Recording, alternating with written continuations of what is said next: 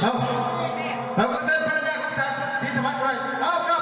ภรรยาของสามศรีสวัสดิ์โต๊ะไม่เกี่ยวกับพี่น้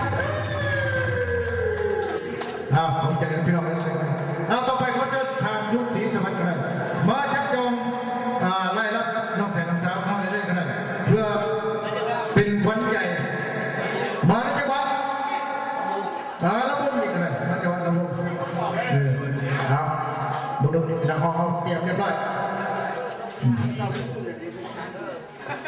ขอเชิญพี่น้องเขาม้วนน้ำกันไปเรื่อยๆนะพี่น้องหมุนบ้านเขาเดินไปเรื่อยๆม้วนไปเรื่อยๆเนาะดูตีเขาเตรียมเรียบร้อยแล้วเลยนักห้องเขาเตรียมเรียบร้อยเนาะเตรียม